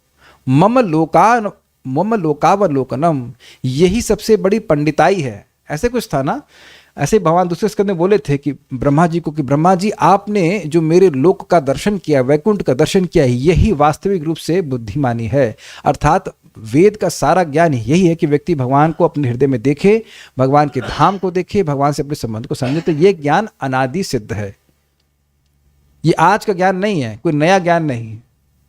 जैसे फिजिक्स नया ज्ञान है, मानते हैं आप? हाँ। अच्छा, न्यूटन्स लॉ नया ज्ञान है कि नहीं? न्यूटन्स लॉ तो पहले भी था, एप्पल पहले भी गिर रहे थे, लेकिन लेकिन उन्होंने जो डिस्कवर किया वह नया है, मानते हैं? हाइजेनबर्ग अनसर्टेनिटी प्रिंसिपल, अगर किसी को पता हो तो यह भी नया है। और भी ये चार्ल्स डार्विन की थ्योरी नया है कि नहीं? क्यों प्रमाण है? क्या प्रमाण है? चार्ल्स डार्विन के बाद आई। It's very simple. Newton's law नया क्यों? न्यूटन के बाद आया। तो आप देख रहे हैं जितना भी ज्ञान हम जो पढ़ रहे हैं वो सब अर्वाचीन है, अर्थात नया है, लेकिन जो वेद ज्ञान है वो सब पुराना है। पुराना से अर्थ है अनादि है। क्रम संदर्भ, भक्ति पूते अर्थात प्रेम के कारण विमल हुए हृदय में स्थित श्री भगवान ही सतत्वम अर्थात तत्व के साथ, अर्थात ब्रह्म परमात्मा भगवान के रूप में व्यक्त ज्ञान देते हैं। ये थोड़ा समझने का प्रयास कीजिए। जिस व्यक्ति को ब्रह्म का ज्ञान होता है उसे परमात्मा भगवान का ज्ञान नहीं होता। जिसे परमात्मा का ज्ञान होता है उसे ब्रह्म परमात्मा दोनों का हो जाता है, और जिसे भगवान का ज्ञान होता है उसे ब्रह्म परमात्मा भगवान सभी का ज्ञान हो जाता है। तो जब भगवान सम्यक रूप से आराधित होते हैं, पूर्ण प्रसन्न होते हैं, तो भक्त को तीनों चीज़ों का ज्ञान दे देते हैं। समझ आ गया? ब्रह्म का भी, परमात्मा का भी और भगवान का भी। ठीक है? तात्पर्य, जैसा कि श्रीमद् भागवतम के प्रथम स्कंद में पहले ही बतलाया जा चुका है, ज्ञाता की बोध क्षमता के अनुसार परम सत्य की अनुभूति तीन विभिन्न अवस्थाओं में की जाती है, यद्यपि वे एक ही हैं। अब ये थोड़ा समझा देता हूं कि भाई क्या वर्णन कर रहे हैं प्रभुपाद। देखिए, कुछ भक्त नए हो सकते हैं और कुछ भक्तों को ये नया लगेगा। मतलब नहीं पता होगा या भूल गए होंगे तो नया लगेगा तो बता देने, वे 3 तत्व क्या है? ब्रह्म, परमात्मा और भगवान। ब्रह्म क्या है? ब्रह्म किस चिड़िया का नाम है? ब्रह्म ब्रह्म मतलब भगवान श्री कृष्ण के दिव्य शरीर से निकलने वाले दिव्य प्रकाश को ब्रह्म ज्योति कहा जाता है। और इसकी तुलना किससे की जाती है? सूर्य के प्रकाश से। ठीक है, ये इसके कोई आकृति नहीं होती, इसका कोई आकार नहीं होता, इसी को निराकार ब्रह्म कहा जाता है। तो निराकार ब्रह्म नहीं है ऐसा नहीं है निराकार ब्रह्म, लेकिन निराकार ब्रह्म सर्वश्रेष्ठ नहीं है। ठीक, उसके बाद परमात्मा जो हम सभी के हृदय में, उनका नाम है क्षीरोदकशायी विष्णु। जो हमारे हृदय में परमात्मा जो विष्णु स्वरूप है उनको क्षीरोदकशायी विष्णु कहते हैं, जो क्षीर सागर में रहते हैं और हमारे हृदय में भी रहते हैं। तो वो उनका अनुभव जो है वह परमात्मा का अनुभव कहलाता है। ये कैसे तुलना की जाती है कि व्यक्ति सूर्य के गोले को देखे। ठीक है, लेकिन सूर्य के गोले के अंदर भी कौन है? सूर्यदेव है, विवस्वान उनका नाम है। तो इसको हम लोग नहीं देख रहे हैं, नहीं देख पा रहे ना। तो जो व्यक्ति भगवान की अनुभूति कर रहा है वह भगवान को किस रूप में देख रहा है? जो लीला परायण हैं, जिनका अपने भक्तों से बहुत सुंदर प्रेममय संबंध होता है। अब प्रश्न होगा कि भाई परमात्मा और भगवान भी तो एक ही व्यक्ति है। हाँ बिल्कुल एक ही व्यक्ति हैं, लेकिन डिफरेंस क्या है? परमात्मा केवल उपद्रष्टा और अनुमंता के रूप में बैठे हुए हैं, वो देख रहे हैं कि तुम्हारी इच्छा क्या है और उसको वह सैंक्शन करते हैं। उनका प्रेम में आदान प्रदान उस व्यक्ति से, भक्तों से नहीं होता है। तो इसलिए भगवान की महिमा वहाँ पूर्णतः प्रकाशित नहीं होती है। तो इस प्रकार से 3 तत्व हैं, अलग तत्व नहीं है। जैसे सूर्य की रोशनी, सूर्य का गोला और सूर्यदेव, तीनों की का अध्ययन करने वाला व्यक्ति सूर्य का संबंध में ही अध्ययन कर रहा है। उसी प्रकार से तीनों अलग तत्व नहीं है, लेकिन उन तीनों का सोपान है, डिफरेंट लेवल्स है। ठीक है, सबसे समर्थ योगी यानी अध्यात्मवादी भगवान का शुद्ध भक्त है, जो सकाम कर्मों या दार्शनिक चिंतन से रंच मात्र भी कलुषित नहीं होता। क्या मतलब है? वह यह नहीं सोचता है कि मैं कर्मकांड करूंगा तो आध्यात्मिक प्रगति हो जाएगी ना। आज आप लोग ये देख भी रहे होंगे कि ऐसा कोई विश्वास आपका नहीं है। लास्ट टाइम कौन सी कर्मकांडी पूजा करी थी? आप देख रहे हैं किस प्रकार से भागवत सुनने से सहज रूप से ये श्रद्धा बन जाती है। एक भक्त हाँ दिख गए हमको, तो बोल लेते हैं उनके पति शिव जी को जल चढ़ाते हैं। वो कह रहे मैंने बड़ा मना किया। मैंने कहा मना मत करो भाई, उनको हरे कृष्णा करते रहने दो। मना करने से काम नहीं बनता है। अगर वो कथा सुनेंगे तब उनको अपने आप ज्ञान हो जाएगा कि आप लोगों को मना नहीं किया जा रहा है। अगर आप विचार कीजिए, मना नहीं किया जा रहा है, बताया जा रहा है कि भाई भगवान की पूजा करने से, भगवान को जल देने से सबको जल मिल जाता है। जिसको ये ज्ञान जो कथा में नहीं आ पा रहा है, तो उसको अब आप अगर ऐसा कहोगे तो उसको जबरदस्ती लगेगी। बस लेट हिम डू। और अगर वो हरि नाम करना चाहता तो हरि नाम भी करे, बहुत अच्छी बात है। धीरे धीरे सब ठीक हो जाएगा। आप मेरी बात समझने का प्रयास कीजिए, मैंने उदाहरण दिया क्यों। उन व्यक्ति विशेष के हृदय में अभी एक आवरण है, उनकी श्रद्धा के ऊपर एक ढकाव है कि भाई शिव जी को मैं अगर जल नहीं दूंगा तो भगवान तो मुझे मेरे ऑपुलेंस नहीं मिलेगी। आप जो भक्त हैं वो समझ रहे हैं। मैं उनको बोलना कि भागवत का श्लोक बताता हूँ। एक कौशिक जी नाम के व्यक्ति हुए, 8वें स्कंद में भागवत में आ रहा है। तो उसमें बोला गया है कि कौशिक जी भगवान को केवल जल दिए तो भगवान उनको इंद्र बना दिए। तो अब जल किसको देंगे जरा वो पूछ लीजिए उनको। तत्व को ठीक से न समझ पाने के कारण लोग सोचते हैं कि हम कुछ देवता की पूजा करेंगे तो भौतिक लाभ मिलेगा और भगवान देंगे नहीं। देखिए, मैं नाम भूल गया, मेरे ऑफिस में जब मैं मंदिर में सेवा करता था, एक व्यक्ति आए, अभी वो शायद जीवित ही हैं, इस्कॉन हैदराबाद में गए। वो रोडपति थे, करोड़पति नहीं थे, रोडपति मतलब रोड पे आ गए थे। सब खत्म हो गया तो कहे इस्कॉन हैदराबाद में हैं मदन मोहन जी, जहाँ तक मैं समझ रहा हूँ। तो उनको बोले भगवान मेरा पैसा मुझको दे दो। इतना पैसा आया उनके पास कि वो चलता फिरता बैंक हो गया। उधर गौशाला में भी लाख रुपए, 2-3 लाख रुपए से सब बांट रहे थे, ऐसा लग रहा है नहीं बिस्किट बांट रहे हो। It's like amazing. तो ये हम लोग उधर भी सुन चुके। इच्छताम अकुतो भयम योगिनाम निर्निर्णितम हरेर नामानुकीर्तनम। जैसे कर्मकांड करके कोई भौतिक इच्छा मांगी जाती है, वहाँ पे टीका में बताया गया, तो वैसे ही व्यक्ति भगवान का नाम उच्चारण करके कुछ भौतिक भी मांग सकता है। ये सर्वश्रेष्ठ भक्ति नहीं है, लेकिन अगर इच्छा है तो भगवान से ही मांगना चाहिए। ध्रुव महाराज को क्या दिए हैं बताइए। तो यह अगर कोई सोचे कि हम भगवान की भक्ति करेंगे और भगवान हमको कुछ नहीं देते या नहीं देंगे, जो है वह भी छीन लेंगे, ये बिल्कुल गलत धारणा है। देखिए ये किसके संग होता है? जब भक्ति भगवान को प्राप्त करना चाहता है बड़ी उत्कट उसकी लालसा है, लेकिन उसकी आसक्ति उसको बांधी हुई हैं। मेरी बात समझ में? तो भगवान उस आसक्ति को काट देते हैं। क्या ये हम लोग नहीं चाहते हैं? पहले ये बताइए, कौन व्यक्ति यहाँ जो भगवान की प्राप्ति नहीं करना चाहता है, और कौन ये अनुभव नहीं कर रहा कि ये आसक्तियाँ मुझे फंसी हुई हैं, और ये भी देख रहा है कि वो आसक्ति मेरी है, सामने वाले की नहीं है, तो उसका मतलब ये आर्टिफिशियल आसक्ति। तो ऐसे व्यक्ति का जो भगवान की शरण में जाना चाहता है, भगवान उसके आसक्ति को काटते हैं। लेकिन ऐसा नहीं कि सबको गरीबी बना दे रहे हैं, सबके घर में रोटी का चूल्हा बनना मतलब बंद हो गया, सब लोग मधुकरी करके जी रहे हैं क्या यहाँ पे? कौन जी रहा है मधुकरी करके? हिलादनी माता जी मधुकरी करने जाती हैं आप? नहीं। तो ऐसा नहीं कि भगवान सबको छीन ले रहे हैं और खींच ले रहे हैं और गरीब करा दे, ऐसा नहीं है। तो मैं ये सब क्यों बोल रहा हूँ समझ रहे हैं? कुछ लोगों की ये विश्वास होता है कि भक्ति करके क्या होगा, हम ये कुछ कर्मकांड करेंगे तब हमको प्राप्ति होगी। मैं यहाँ पे बात आ रही, मैं बोल दे रहा हूँ, एक मेरा स्टूडेंट था, उसका कुछ कहीं नौकरी नहीं लग रही थी, तो ज्योतिष ने बोला कि 21,000 रुपये खर्च होंगे आपका, वो कौन सा काल सर्प योग होता है वो करिए। कुछ मत करो यार, फ्री में करो, तुम 4 माला जप करो। 4 माला जप की और वहीं जहाँ चाह रहा था वहाँ जॉब लग गया। अब वो अलग बात है कि वो रो रहा है उसके बाद वो उधर नहीं कर पा रहा है, एक अलग बात है। लेकिन आप यह कहो कि इच्छा भगवान नहीं देते तो बड़ा गलत बात हो जाएगी, क्योंकि भगवान के अलावा दे ही कौन रहा है? एको बहुनाम यो विदधाते का मान। आप मेरी बात समझने का प्रयास कीजिए। पॉइंट ये है कि जब व्यक्ति सोचे कि हम कर्म कांड नहीं करेंगे तो पाप लगेगा, या हम कर्म कांड करेंगे तो भक्ति बढ़ जाएगी, तो यह है कलुष। समझ में आ गया? उससे भक्त लोग प्रभावित नहीं होते। जब हम भगवान की भक्ति कर रहे हैं तो सारे लोग संतुष्ट हो ही रहे, तो अलग से क्या कर्म कांड करना? एक ही नाम बोलने से, कौन सा नाम था वो? हरे कृष्णा कृष्णा कृष्णा हरे हरे, हरे राम राम राम हरे हरे। 16 नाम है। एक नाम बोलने से कितना फायदा होता है? कितने यज्ञों का फायदा होता है? देखो सब चुप क्योंकि कुछ भी बोलेगा तो यमराज पीटेंगे। अच्छा, कोई कहे कि भाई 1 करोड़ अश्वमेध यज्ञ एक हरिनाम के बराबर है, तब भी पिटाई होगी। तो सोचिए कितना लाभ है, तो क्यों करना? लेकिन अब लोगों को नहीं विश्वास हो रहा है। शिव जी कह रहे हैं कोई रा बोल रहा है, तो उसके उनके मन में हो जाएगा मां तुम नहीं बोल देगा, तो राम बोल देगा तो कितना सुखी होंगे। शिव जी को प्रसन्न करना था तो हरे कृष्ण हरे राम बोलिए, क्या दिक्कत है? वो खुद ही राम राम बोल रहे हैं। लेकिन नहीं समझ पाने के कारण व्यक्ति कर्मकांड के प्रति आकृष्ट होता है, ये प्रभात कर रहे हैं। और दार्शनिक चिंतन मतलब होता है ब्रह्म क्या है, आत्मा क्या है और अनात्मा क्या है, इस प्रकार के चिंतन को करना, इसे कहते हैं निर्विशेष ब्रह्म अनुसंधान। उससे वह डिस्टर्ब नहीं होता। आप लोगों ने कभी किया नहीं ना? समझ नहीं आ रहा ना मैं क्या बोल रहा हूं? अच्छा है, निर्विशेष ब्रह्म अनुसंधान समझ में आ रहा है आप लोग को? आ रहा है किस लोगों को? बस समझिए, बस ठीक है, यही समझना है कि आपको नहीं समझना है। बेसिकली निर्विशेष ब्रह्म क्या होता है इस रिसर्च में वह नहीं पढ़ते हैं। आज तक पढ़वाया गया आप लोगों को कभी?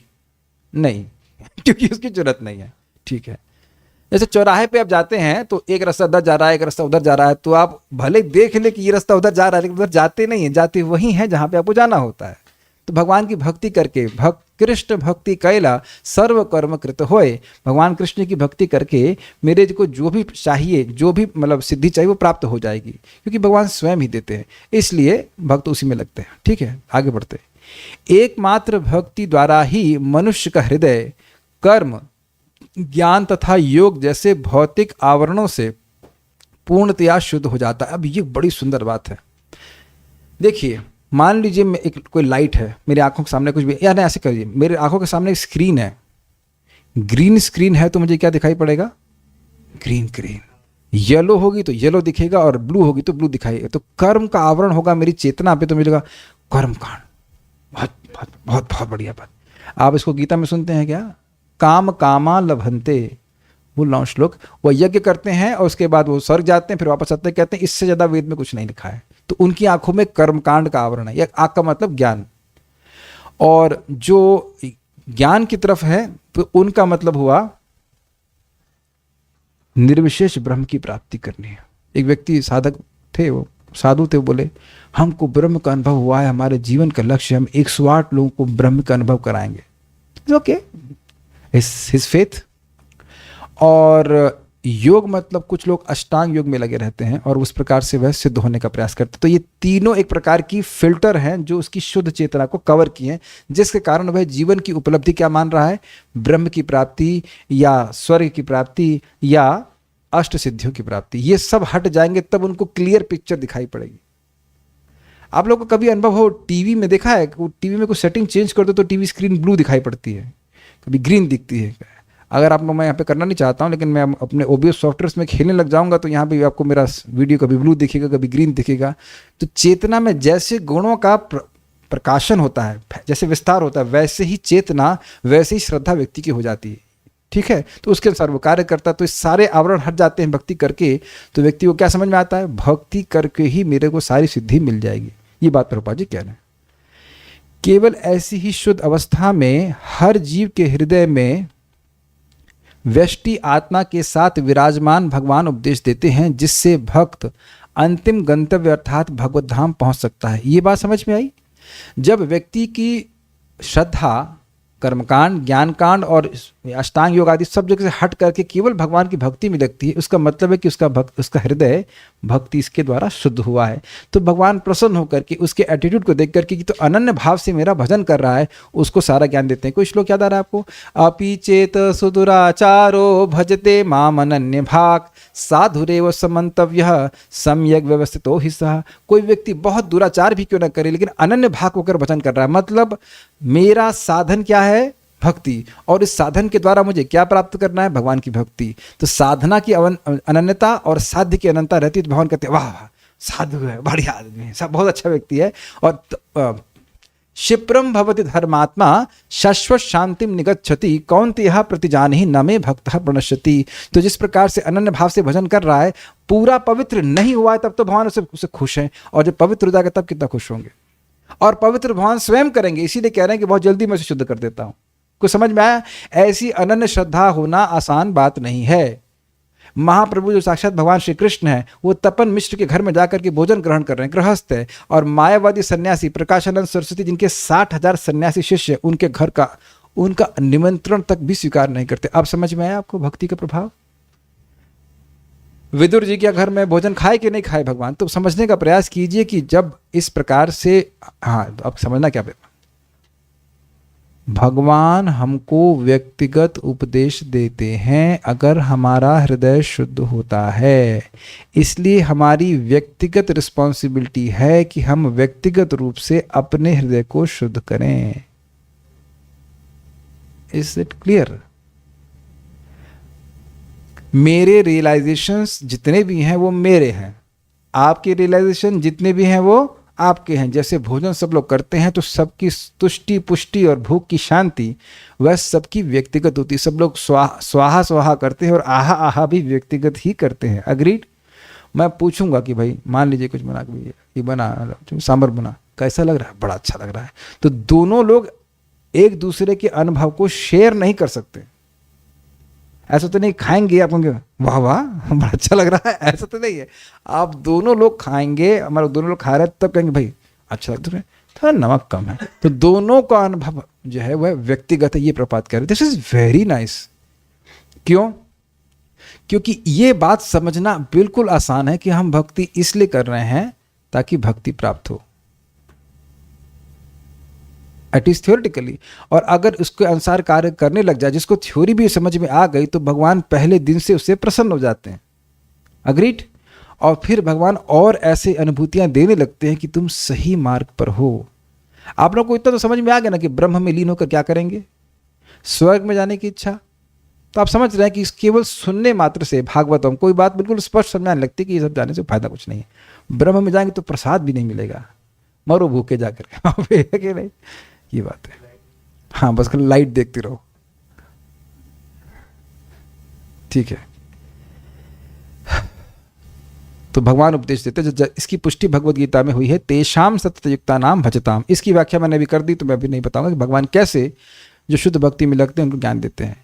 जैसे अभी भक्त ने बोला ना कि कथा नहीं सुना है तो बेचैनी हो रही। तो बेचैन कौन है? न सिर्फ आत्मा बल्कि परमात्मा भी। वही तू कथा क्यों नहीं सुन रहा? सुबह से तूने कुछ कथा नहीं सुनवाई, चल जाके कथा सुन। This is Krishna inspiration. जब भगवान भक्त की भक्ति से तुष्ट होते हैं तभी वे ज्ञान प्रदान करते हैं, जिस तरह उन्होंने अर्जुन तथा उद्धव के साथ किया। This is very nice.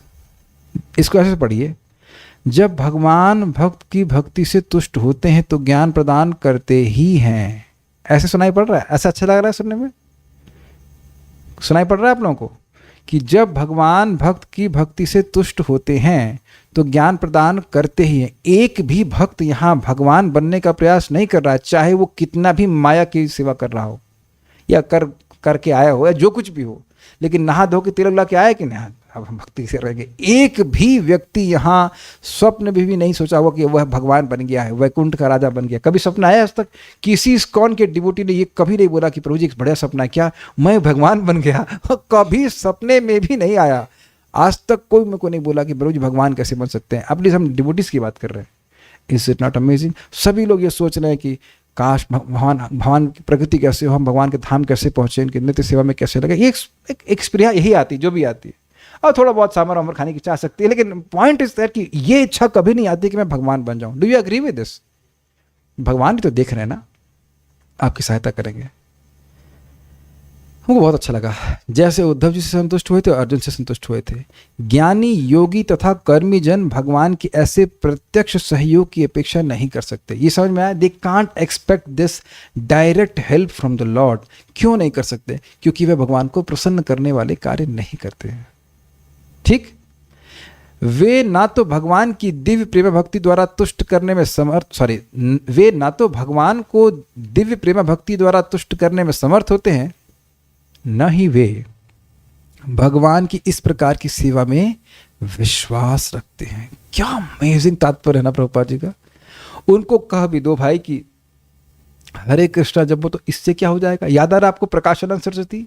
वो कहते हैं ये चैतन्य भावों के, इसकी भाव के लिए यहाँ नहीं बिकेगी। यानी कि भगवान चैतन्य महाप्रभु भी आपके सामने आ जाए, आपके मतलब उस व्यक्ति के सामने आ जाए, और वो अगर मायावादी होगा तब भी वह स्वीकार नहीं करेगा। अमेजिंग। यानी भक्तों की संगति के द्वारा ही व्यक्ति का ऐसा विश्वास बनता है कि भाई भक्ति करके ही हमें सारी सिद्धि प्राप्त होगी। आप अपने जीवन में एक एक्सपेरिमेंट करके देखो कि प्रतिदिन अगर हो सके तो प्रतिदिन शाम को आप कथा सुने, प्रतिदिन बढ़िया से नाम जप करें। कमजोरी केवल नाम जप में है। लोग सुबह अगर माला जप करें और रोज शाम को कथा सुने, आप 1 महीना भी अगर आप रोज करें और आप बता दीजिए कि कोई परिवर्तन नहीं आ रहा, ऐसा हो ही नहीं सकता। It is impossible, impossible. लेकिन लोग करते नहीं हैं, दिक्कत है। 1 महीना करेंगे तो आपने कहा था 1 ही महीने करना ना, उसके बाद छोड़ देते हैं। वो करते हैं, कार्तिक में कर लेंगे, पुरुषोत्तम अधिक मास में करेंगे। नहीं, नित्यम भागवत से। This is so profound, this is very nice. लोग क्या क्या माथा बिड़ा रहे हैं, जो चीज कभी होनी ही नहीं। हम भगवान बनेंगे ही नहीं तो भगवान सहायता करेंगे ही क्यों? और जो आप हैं उसको होने में कोई दिक्कत है? हम हैं भगवान के सेवक, सेवा करना शुरू कर दीजिए तो आपकी स्वरूप सिद्धि तो तुरंत ही हो गई।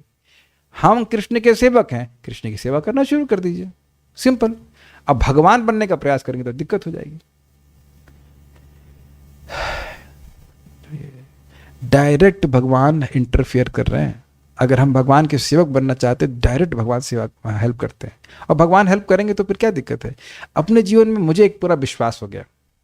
मैं ये देखता हूं कि ये अनर्थ मेरे में बिल्कुल है ही नहीं। मैं अपने कुछ अनर्थ नहीं है, बिल्कुल भी नहीं है, और कुछ लोगों में है, और कुछ मेरे में अनर्थ है, दूसरों में बिल्कुल नहीं है। इसका मतलब है भगवान हमको अलग अलग तरह से फंसाए रखना चाहते हैं। फंसाने का समझ लगा रहा है, तू साधना करते रहे, अभी तुरंत हृदय शुद्ध कर दूंगा तो तू मतलब अहंकार आ जाएगा, तो मेरे हृदय तो सही हो गया है ना। स्ट्रगल करते रहो, और जब भगवान को साफ करना हो तो झटके में साफ कर देंगे। अच्छा, ये मेरा ही अनुभव है कि आप लोगों को भी ऐसा लग रहा है कि मतलब ऐसा कुछ है, रिफ्लेक्शन इस प्रकार का हो रहा है कि अपने को है आसक्ति इस चीज़ में, सामने वाले को नहीं है, बिल्कुल नहीं है। तो इसका मतलब है कि भाई ये आर्टिफिशियल आसक्ति है और इसको भगवान धीरे धीरे करके नष्ट कर देंगे। We have to constantly please Krishna. यहाँ तक कि हमारा संघर्ष भी भगवान को बड़ा प्रसन्न करता है। ओ, ये मुझे कितना प्राप्त करना चाहता है। He is not giving up on me. It's very nice. तो भगवान तुष्ट होकर के सीधे भक्त की सहायता करते हैं। वे अच्छा, ये तो इन लोगों को तो विश्वास ही नहीं होता, इससे बात ही क्या करेंगे भगवान, बताइए। वैदिक भक्ति के नियमों के अंतर्गत संपन्न की गई भक्ति विधि की परिभाषा शास्त्रों द्वारा दी गई है और महान आचार्यों द्वारा इनकी संपुष्टि हुई है। ऐसा अभ्यास नव दीक्षित भक्त को राग भक्ति के पद तक पहुंचने में सहायक बन सकता है, जिसमें भगवान चैत्य गुरु अर्थात अति चेतना स्वरूप गुरु के रूप में भीतर से उत्तर देते हैं। थोड़ा समझ लीजिए इसका मतलब क्या है। देखिए, साधना भक्ति में व्यक्ति शास्त्र की आज्ञा से ही भक्ति करता है, उसको रुचि हो या नहीं हो, लेकिन शास्त्र कहता है, शास्त्र महिमा बता रहा है इसलिए करता है।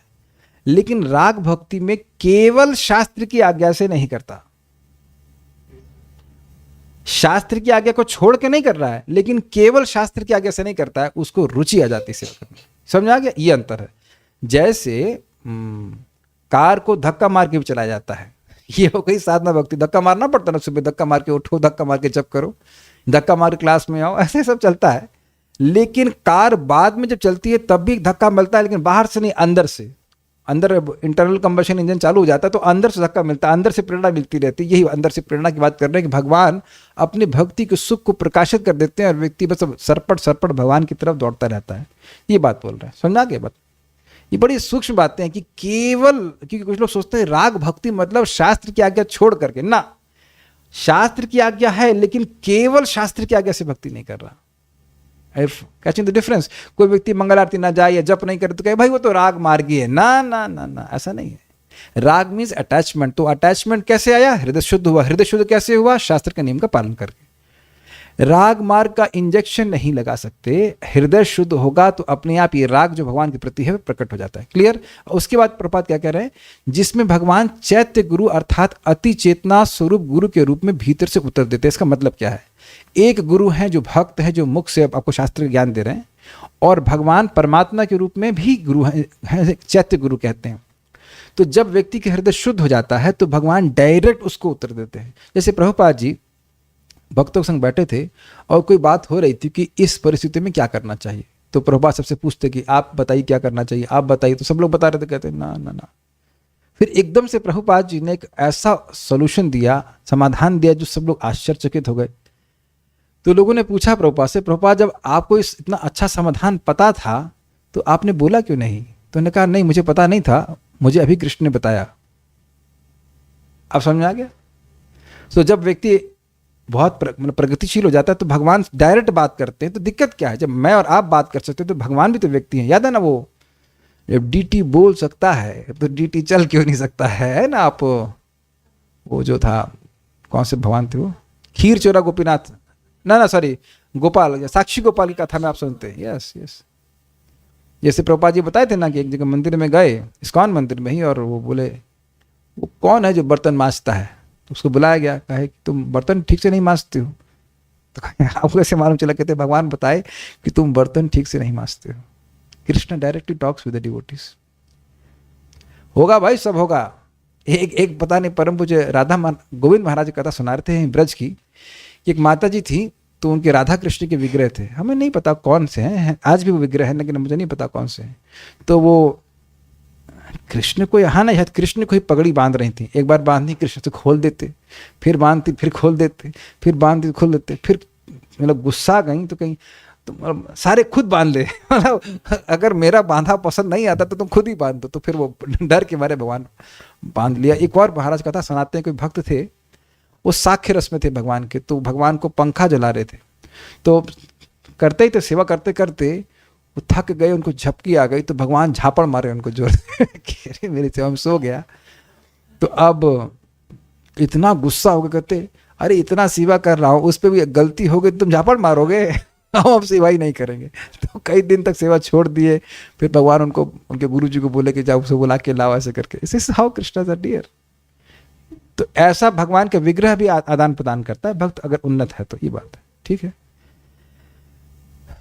भक्तों के अतिरिक्त सारे अध्यात्मवादी व्यष्टि आत्मा तथा परमात्मा में कोई अंतर नहीं करते, क्योंकि वे अति चेतना तथा व्यष्टि चेतना को एक ही समझने की गलती करते हैं। और ये एक बहुत बड़ी बात है। इस तात्पर्य को पूरा सुनिएगा, ये बहुत इंपॉर्टेंट पॉइंट है।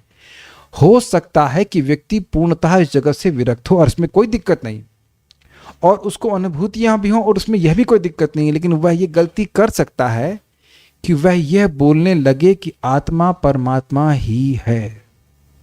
आप प्रभुपाद जी के तात्पर्य से देखिए, तुम स्पष्टता देखिए।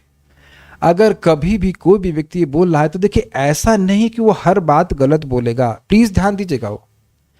वो बोलेगा कि जगत व्यर्थ है, जगत मिथ्या है, या जगत काम करने, वो सब बातें बिल्कुल सही बोलेगा। इंद्रिय संयम के बारे में बोलेगा, ये भी ठीक है, इसमें कोई झगड़ा नहीं है। जो मायावादी लोग हैं वह भी कहते हैं हम आत्मा है, और हम लोग भी कह रहे हैं आत्मा, यहाँ झगड़ा नहीं है। लेकिन क्या वह आत्मा परमात्मा है या नहीं, ये इस पे बहुत बड़ा झगड़ा हो जाता है। क्या आप मेरी बात समझ रहे हैं? कोई व्यक्ति एक बात गलत बोल रहा है इसका मतलब नहीं सारी बात गलत बोलेगा, तो कुछ बात आप ग्रहण भी कर लीजिए, लेकिन जब वो ये बोलने लग जाए कि हम नर जो है वो नारायण बन सकता है, दैट इज एब्सोल्युटली रॉन्ग। हाँ, आत्मा परमात्मा में लीन हो जाती है, हाँ लीन हो जाती है, लेकिन लीन का अर्थ है कि हमारी इच्छाएं लीन हो जाती है, हम भगवान के अलावा, भगवान को प्रसन्न करने के अलावा और कोई इच्छा नहीं करते। प्रभुपाद कहते हैं हम लोग भी शून्यवादी हैं। शून्यवादी हैं कैसे? क्योंकि हम अन्याभिलाषिता शून्य, हम भगवान को प्रसन्न करने के अलावा और किसी भी इच्छा को शून्य कर देना चाहते हैं, लेकिन अपने अस्तित्व को शून्य नहीं करना चाहते। प्रभुपाद बताते हैं कि जैसे तोता एक पेड़ में जा रहा है तो तोता दिखता नहीं अलग से, लेकिन इसका अर्थ यह नहीं कि तोते का अस्तित्व नहीं है, तोता वहां अंदर प्रवेश करता है वहां के फल को आनंद लेने के लिए, है ना। ऐसे ही भगवान के धाम में जीव प्रवेश करता है, इसका अर्थ यह नहीं कि उसकी सत्ता ही नष्ट हो जाती है। क्लियर समझ में आया? तो इसलिए कब बहुत उन्नत व्यक्ति भी ऐसा बोल सकते हैं कि आत्मा ही परमात्मा बन जाती है, ये बिल्कुल गलत बात है। आत्मा कभी परमात्मा नहीं बन सकती। ये हमको बार बार सुनना है, क्योंकि ये सुनने के बाद भी लोग भ्रमित हो जाते हैं। आगे पढ़ते हैं। अभक्तों द्वारा की गई ऐसी गलती उन्हें भीतर से कोई निर्देशन पाने के अयोग्य बनाती है। अब एक इंटरेस्टिंग बात है, अगर कोई व्यक्ति ये मान रहा है कि भगवान आत्मा है, तो ये बात भगवान तो बिल्कुल नहीं कह रहे, ना तो शास्त्र कह रहा है और ना भगवान कह रहे हैं। तो ये ज्ञान तो पूरी तरह एक भ्रांति पर स्थित है कि नहीं? यानी कि भगवान उसको ये ज्ञान नहीं दे रहे हैं कि तुम्हारी ये भ्रांति गलत है। क्यों?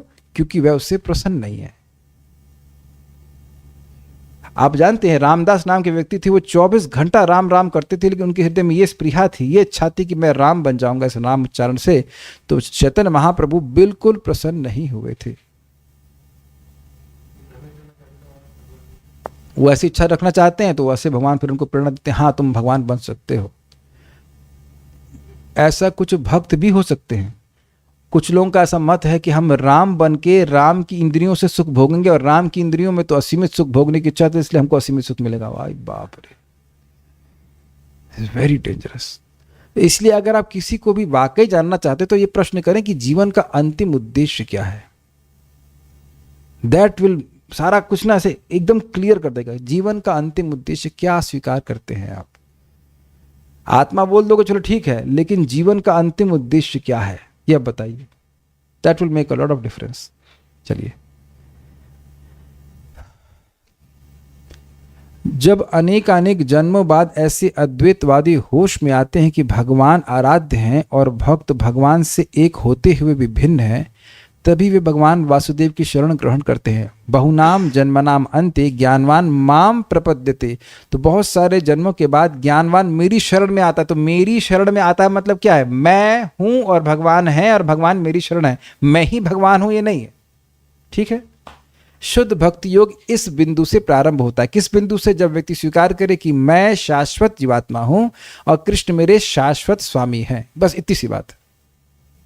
ये बात समझने में कई जन्म लग सकते हैं लोगों को। दिग्भ्रांत अद्वैतवादी, दिग्भ्रांत मतलब जिसको दिशा की ज्ञान नहीं है, अद्वैतवादी द्वारा परम सत्य को समझने के लिए अपनाई गई विधि अत्यंत कठिन होती है, जबकि परम सत्य को समझने के लिए भक्ति की विधि प्रत्यक्ष रूप से भगवान से आती है, क्योंकि वे भक्ति में सेवा से प्रसन्न होते हैं। निर्विशेष ब्रह्म पे ध्यान करना तो बहुत मुश्किल है, और भी उसको भगवान स्वयं कहते हैं क्लेशोधिकतरस तेषाम अव्यक्तासक्त चेतसाम। जिनकी चेतना अव्यक्त में आसक्त है उनको अधिकतर क्लेश ही मिलता है। अधिकतर का से अर्थ है अधिक क्लेश मिलता है, लेकिन हम उसको अलग तरह से लेना। अधिकतर मतलब प्राय उनको क्लेश ही मिलता है, क्लेश ही मिलता है और कुछ नहीं मिलता है। भगवद गीता 12वां अध्याय शायद 3रा श्लोक होगा। अव्यक्त में जो आसक्त हैं, निर्विशेष में आसक्त, उन्हें क्लेश ही मिलता है, और भक्तों को कुछ नहीं। कीर्तन करो, कथा सुनो, भगवान को देखो, भगवान का नाम जप कीजिए, भगवान का प्रसाद खाइए, बस यही बात है। ये सीधे भगवान से आती है। अच्छा, सीधे भगवान से आती ये क्या प्रमाण है? मन मना भव मद भक्तो मदिया जिमाम नमस्करु मामे वैश्य युक्त एवं आत्मान मत परायण। ये कौन बोला है? सीधे भगवान बोले हैं। ऐसे प्रसन्न हो जाऊंगा। खाने में क्या पसंद है? पत्रम पुष्पम फलम। तो इडली दोगे तो बहुत बढ़िया, हम तो फल और पुष्प से संतुष्ट हो जाएंगे। तो रोटी दोगे तो बहुत बढ़िया। समझ आ गया? जैसे मैं हरिद्वार गया था तो हम एक भक्त को बोले इनके घर में हम लोग थे कि माता जी ज़्यादा नहीं, आप सब्जी रोटी दे देना। माता जी हलवा और ये और वो। तो हमारी उम्मीद तो 2 चीज़ की थी, अब वो इतना ज़्यादा देगा तो कहेंगे बड़ा प्रेम करते हैं भाई। उसी प्रकार से भगवान करे भाई कष्ट ना हो तो पत्रम पुष्पम फलम तो यही मांग लेता हूँ। लेकिन अब भक्त अरे चावल और ये दाल और सब्जी और ये सब बना के देंगे तो भगवान प्रसन्न नहीं हो जाएंगे। ये बातें हैं, तो ये सारी चीज़ें भगवान से आ रही हैं डायरेक्ट। विदुर ने पहुंचते ही अनेक नवदीक्षित भक्तों की ओर से मैत्री से उस भक्तिमय सेवा मार्ग के विषय में पूछताछ की जिससे हृदय के भीतर आसीन भगवान को प्रसन्न किया जा सके। तो सिंपल है, प्रसन्न होकर भगवान ज्ञान देंगे। एक बहुत इंटरेस्टिंग बात है, नए व्यक्ति को नहीं पता होता है कि भगवान प्रसन्न कैसे होंगे। तो जो गुरु है, जो भी शिक्षा गुरु है, दीक्षा गुरु है, जो कुछ भी है, उनका कर्तव्य है कि बताए बेटा देखो इससे भगवान प्रसन्न होते हैं, ठीक। और जब वह उनकी बात बताए हुए बात को करता है तो भगवान उससे प्रसन्न होते हैं। और प्रसन्न होते हैं तो भगवान पहले दिन से ही उसको ज्ञान देना शुरू कर देते हैं। शुरुआत में समझ में नहीं आती बात, लेकिन भगवान पहले दिन से ही उससे प्रसन्न होना शुरू हो गए। Is it okay? आप एसी बंद कर सकते हैं अगर बहुत ठंड लग रही है। ये तो सुख देने के लिए, दुख देने के लिए नहीं है। ओके, कुछ भक्तों का प्रश्न है तो हम देख लेते हैं। Is there any difference between mayavadi and nirakaravadi? नहीं, सेम ही है। और क्या है? Nirvisheshavadi attach to impersonal Brahman same as devotees are attach to person from the Lord because as per them मच्चित्त मदगत प्राणा मीन्स impersonal ब्रह्मन। पता नहीं, मत का तो मतलब मुझ में, तो मुझ में मतलब निर्विशेष ब्रह्म कैसे हो सकता है? वहां तो भगवान अपनी बारे में बात कर रहे हैं, वो जो भी व्याख्या करते हो उसको क्या समझ सकते हैं। क्या अद्वैतवादी ब्रह्म के पद से गिरकर वापस भक्त बन सकते हैं? पहले अगर उन्हें भक्तों का संग प्राप्त हो तो कोई भी भक्त बन सकता है। जैसे कि परिनिष्ठितः अपि नैर्गुण्ये उत्तम श्लोक लीलया ग्रहीत चेत राजर्षि आख्यातद अधीतवान। तो ब्रह्म क्या नाम है इनका, सुखदेव गोस्वामी जी ने कहा कि मैं तो निर्गुण ब्रह्म में पूरी तरह स्थित था, लेकिन फिर भी भगवान उत्तम श्लोक की लीला से मेरा चित्त आकृष्ट हो गया था। तो इसलिए जो निर्विशेष ब्रह्म वाले हैं वह भक्ति से आकृष्ट हो जाते हैं, लेकिन जो शुद्ध भक्त है वह निर्विशेष ब्रह्म से आकृष्ट होता हो ऐसा कोई नहीं कहा गया। तो ये तो दोनों होता है। Will stop here now. Shrimad Bhagavatam की जय, श्रील प्रभुपाद की जय, निताय गौर प्रेमानंदे।